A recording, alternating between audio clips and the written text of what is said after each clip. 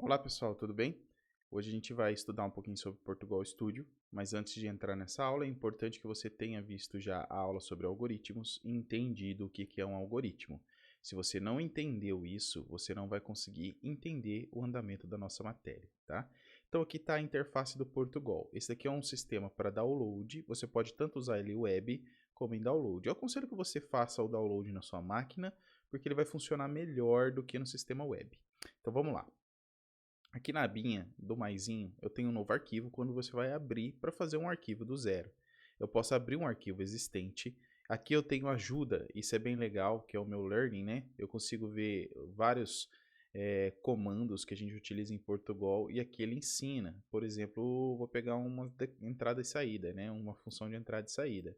Que tem a função escreva, ele mostra como é que tem que ser, ele mostra em fluxograma, ele escreve aqui para você alguns exemplos, pede para você tentar. Isso é bem lúdico, isso está facinho de aprender. Aconselho que vocês entrem nessa parte, leiam e tirem o máximo de proveito possível dessa função do Portugal, da ajuda, tá? Aqui do lado a gente tem exemplos de entrada e saída, operações, bibliotecas, vetor e até jogos. Para você poder abrir um arquivo, tem que ser do tipo portugal.por, senão ele não vai abrir o arquivo. E aqui tem alguns plugins que você pode também adicionar no seu Portugal para funcionar alguma coisa. Por exemplo, plugin de áudio para você fazer um jogo, ou algumas outras APIs aí que você possa colocar para funcionar o seu sistema. Porque esse daqui, gente, ele realmente executa funções. Ele não é um sistema profissional, ele é um sistema de aprendizado, né? Mas ele realmente executa várias funções que você pode utilizar e depois passar para uma linguagem muito próxima dessa, que é a linguagem C, tá? E Python e outras linguagens que vão seguir todo o mesmo esquema que a gente faz em Portugal, beleza? Então vamos lá em abrir um novo arquivo, vou explicar para vocês como é que funciona a cara também, tá? E depois a gente vai encerrar esse vídeo e começar as declarações. Aqui do lado eu tenho essa tecla de play, que ele executa o programa. Então, quando você digitar toda a sua programação aqui, todo o seu algoritmo, você vai executar ele, vai mandar ele compilar. Então, você clica aqui, ó, tá? Ele compila. Se você quer ver linha por linha, porque lembra de algoritmo, que é uma sequência de passos? Então, ele vai linha por linha, certo? Se você quiser ver ele executando linha por linha, você clica nesses passinhos. Então, ele vai de passo a passo.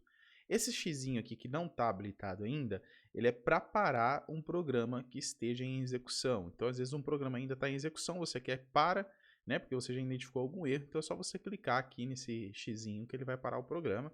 Esse pendrivezinho aqui, ele salva o seu programa, seu algoritmo. Esse daqui ele dá um salvar como, ele é a mesma função como se fosse um salvar como, uma cópia, tá? Aqui vai abrir algum arquivo já existente e aqui são as ajudas que eu já mostrei para vocês. Aqui tem algumas bibliotecas que eu consigo já inserir, que a gente vai entender nas nossas próximas aulas ali. E aqui tá as funções, as variáveis, quais estão sendo ativadas, quais não estão sendo, e a gente vai entender também o que são variáveis. Aqui embaixo eu tenho o console, que é onde vai rodar o nosso programa, vai ser a parte visual do nosso programa. E aqui eu tenho as mensagens de erro que possam ter aparecido, mensagens de log, andamento do programa e qualquer outra coisa que seja necessária para te ajudar a corrigir uma falha ou otimizar o sistema.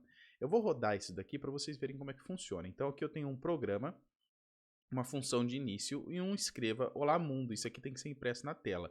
Quando eu dou um compilar, ele mostra aqui, ó, Olá Mundo, programa finalizado, tempo de execução 15 milissegundos. Então sempre ele vai mostrar o programa finalizado, que já chegou ao fim, e o tempo que demorou para rodar esse programa. Isso é muito importante. Dependendo da quantidade de tempo que um programa rode, você pode otimizá-lo para ele ser mais rápido. Isso dá muita diferença em uma linha de programação grande, tá, gente? Então sempre se atenham a isso daqui. Continuando aqui, eu tenho escrito, ó, programa. Esse programa aqui, ele faz referência ao meu programa que eu estou escrevendo. Simples assim. Só que se eu escrever programa e alguma coisa na frente, ele vai ter um erro, tá bom? Essa expressão não era esperada neste local, porque na frente desse programa aqui, eu não posso pôr nada, tá? Ele diz referência ao meu algoritmo. Se eu quiser escrever, esse programa é de soma de 2 números, eu vou dar 2 barrinhas, que isso quer dizer comentários, E aí eu posso comentar, porque tudo que está para frente dessas duas barrinhas não vai ser executado, beleza? Eu vou rodar aqui para vocês, vocês podem ver que não apareceu isso daqui. Então, se eu quiser colocar o nome do meu programa, programa soma de dois números, então ele vai ficar comentado e eu vou saber que esse programa refere à soma de dois números. Aí, depois eu tenho essas duas chaves aqui. Essas duas chaves quer dizer que tudo que eu for escrever vai estar rodando dentro desse intervalo. Chaves significa intervalo de execução, tá bom? Então, todo o meu programa, todas as minhas funções, variáveis, fórmulas, elas vão estar rodando dentro do meu intervalo do programa. É importante que eu sempre obedeça essas chaves. Dependendo da quantidade de chaves que você coloca, se você abre uma chave e não fecha, dá um problema no sistema. Eu vou excluir uma chave aqui para vocês verem o erro que está. Ó. Aqui, ó, o escopo do programa não foi fechado corretamente. Insira o caractere chave para corrigir o problema. Então, eu preciso fechar. Tudo que abre, fecha. Você já viu que está selecionado aqui. Aqui abaixo, sempre eu vou declarar as minhas bibliotecas, as minhas variáveis, as minhas funções. Isso a gente vai ver ao longo das nossas aulas.